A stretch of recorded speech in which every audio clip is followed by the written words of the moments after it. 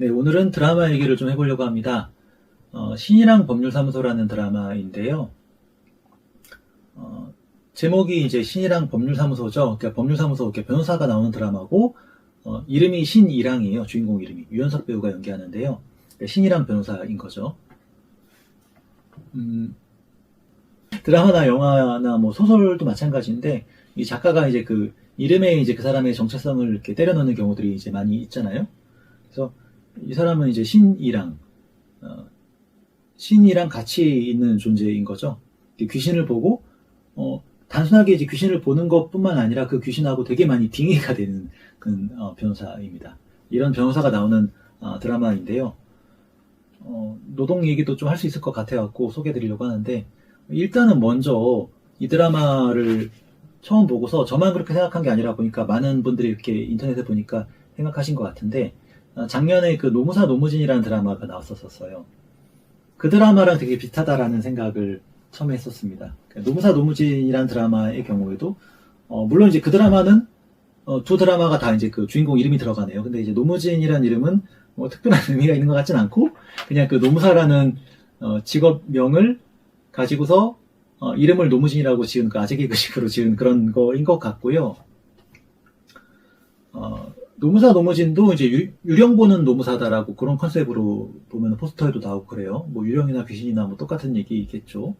그리고 이제 거기도 똑같이 이제 그 산재로 억울하게 죽음을 당한 그 유령, 귀신을 이제 노무사 노무진이 보고 사건을 해결하고, 거기도 이제 초짜 노무사입니다. 이제 그 뭐 이제 자격증 따고 바로 이제 개업한 노무사고, 여기 신이랑 법률사무소도 로스쿨 졸업해서 자격증 따고, 그 다음에 이제, 원래는 이 사람은 이제 로펌에 취업을 하고 싶었는데, 이 사람은,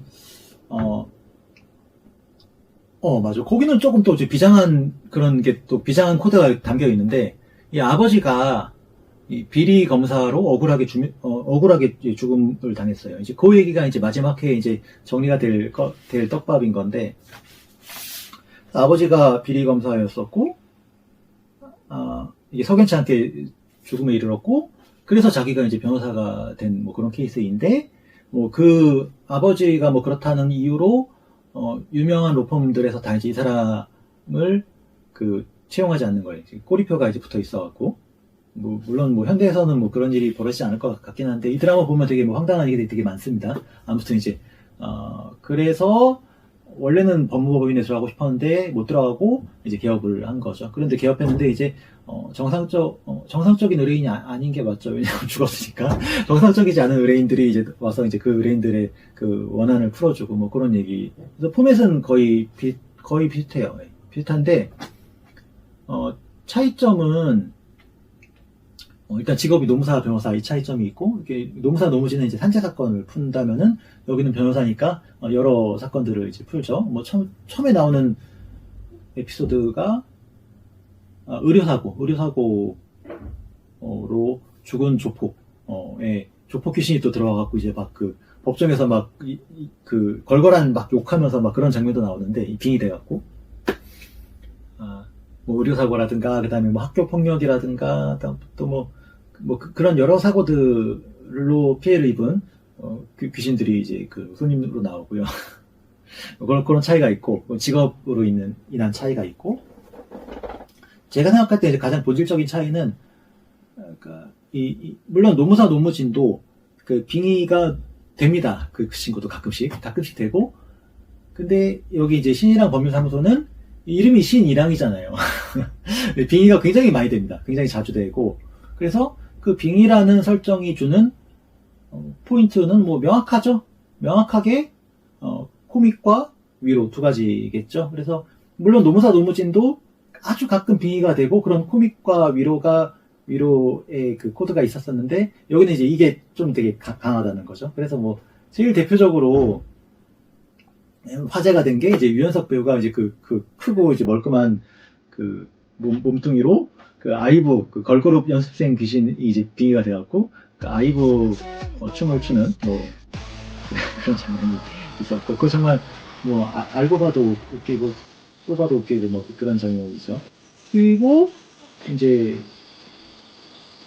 빙의가 돼서 그 유족들이 그 유족만 알고 있는 이 고인의 어떤 행동을 변호사가 이제 막 하는 거예요. 그걸 통해 갖고 이제 유족이 위로를 받고 시청자도 같이 위로받고 막 알면서도 이런 거 보고서 눈물 흘리는 내가 싫은데 막 이러면서 눈물이 나고 뭐 갱년기라서 어쩔 수 없나 봐 이러면서 그런 장면들이 있다는 거가 좀 가장 큰 차이점이었던 것 같아요.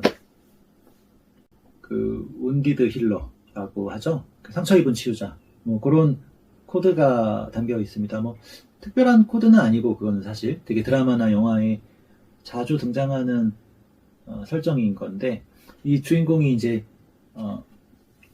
여러 로펌에서 이제 탈락을 하고 취업이 안 되니까 자기가 이제 법률사무소를 차린 거잖아요. 그런데 이제 손님으로 오는 분들이 정말 이승에서 인간 세계에서 탈락한 존재들이 이제 손님으로 오는 거예요. 그래서 이제 이 사람들의 원한을 하나하나 풀어주는 여기까지는 이제 뭐 알겠는데 보면은 이 사람이 처음에 이제 신이랑 변호사가 처음에 입사하고 싶었던 법무법인 태백이라는 되게 이제 큰 대형 로펌이 있어요. 거기서 이제 이 사람을 탈락시켰던 변호사, 그러니까 이제 이 신이랑과 반대편에 있는 이손 배우가 연기하는 한나연 변호사라는 캐릭터가 있는데 승소의 물불을 가리지 않는 되게 전형적인 캐릭터입니다.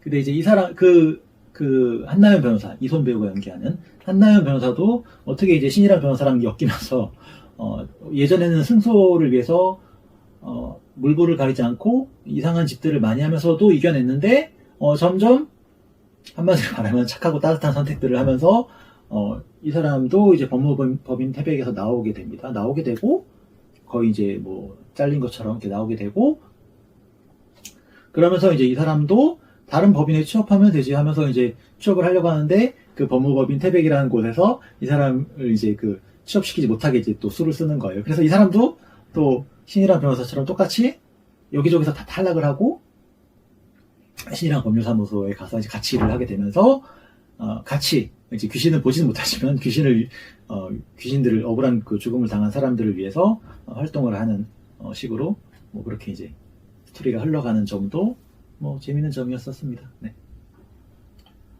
그 한나연 변호사라는 캐릭터가 막 뭐 검사 신분증을 위조해갖고 검사를 사칭하면서 현장에 들어가질 않나. 그 다음에 또 뭐 대학 후배인 검사한테 뭐 자꾸 연락해갖고 사건 정보를 빼온다거나 뭐 말도 안 되는 얘기죠, 그죠? 예, 우리나라. 그럼에도 불구하고 뭐 그 드라마는 드라마니까 예, 그럼에도 불구하고 산재 사건을 많이 하는 노무사로서 좀 뭐 관심을 갖고 보인 부분들은 있었습니다.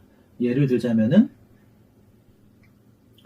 그 핸드폰 찾으려고 하는 거, 그러니까 고인의 핸드폰을 찾으려고 하는 장면을 봤을 때에 저도 이제 제가 했었던 그 자살 사건이 떠올랐었는데요. 먼저 보고 싶은 게 고인의 핸드폰이거든요. 지금 이제 핸드폰은 다 마찬가지겠지만 이제 그 사람의 모든 것이 집약되어 있는 물건이 바로 핸드폰인 것 같아요. 그래서 그 핸드폰을 이제 봐야지만 사실은 이제 제일 쉽게 찾을 수 있는 증거가 카톡이죠. 결국은 카톡 내역이고 카톡 내역 같은 거를 이제 보고 싶어 갖고 유족분들한테 이제 핸드폰을 좀 보겠다고 했는데 유족분들이 어쨌든 간에 또 이제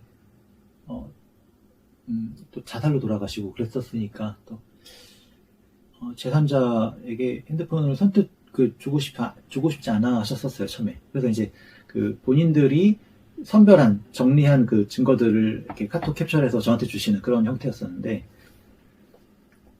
그것만 봤을 때 이제 좀 한계가 있으니까 또 분명히 어떤 새로운 것들이 많이 있을 것이다 라고 생각해서 고인들께 이제 정중하게 여러 차례 이제 요청을 드렸고 또 설득도 하고 또 뭐 같이 술도 마시고 뭐 그러면서 이제 좀 꽤 오래 걸렸어요. 핸드폰을 받기까지. 그렇게 노력을 기울여 갖고 핸드폰을 받아서 사무실에 와서 전원 버튼을 딱 눌렀는데 이제 그 전원 버튼 누르면 이제 불이 반짝이면서 이제 그 핸드폰이 열리잖아요. 근데 그때 되게 좀 마치 제가 막 다른 세계로 빨려 들어가는 것 같은 되게 좀 야릇한 그런 기분을 느꼈었고, 아니나 다를까 이제 핸드폰을 열어보니까 저는 처음에는 이제 카톡 내용을 좀 확인하고 싶어갖고 이제 그 유족분들이 카톡을 이제 캡처해갖고 찔끔찔끔 저한테 자꾸 주시니까 그래서 이제 좀 전체 맥락을 좀 보고 싶어갖고 그랬던 건데 카톡뿐만 아니라 뭐 이제 고인이 남긴 메모라든가 핸드폰으로 이제 메모 많이 남기잖아요. 저도 이제 그런 편인데 메모라든가 그다음에 뭐 사진, 그다음에 이제 그 캘린더에 적은 또 이제 일정들이라든가 그다음에 이제 뭐 통화네요. 이런 여러 정보들이 정말 확인이 되었고 뭐 그 사건에 도움이 되는 정보들이 굉장히 많았어요. 물론 사건에 도움이 안 되는 그냥 그 사람이 어떤 사람인지를 보여주는 정보들도 많이 있었고 그걸 볼 때 사실 좀 내가 이런 것까지 알아야 되나 이게 좀 고인에 대해서 좀 예의가 아닌 게 아닌가 이런 생각도 들었었는데요.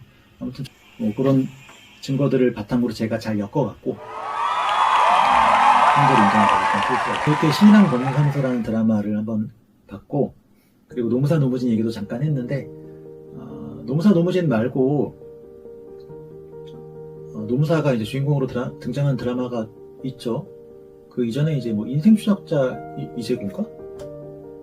네. 그런 드라마, 2부작 드라마 되게 좀 히트 치지 못했던 드라마가 있었었고, 그 다음에 이제 너무나 유명한 송곳이라는 드라마가 있죠. 물론 송곳이라는 드라마는 그 드라마도 뭐 이렇게 흥행을 성공하거나 그런 드라마는 아니지만, 되게 매니아층이 있는 그런 드라마이고, 그런데 노무사들이 이제 뭐 아주 잘 아는 드라마인데요. 다음에 또 기회가 되면은 송곳이라는 드라마에 대해서 한번 리뷰를 한번 해보도록 하겠습니다. 여기서 마치겠습니다. 감사합니다.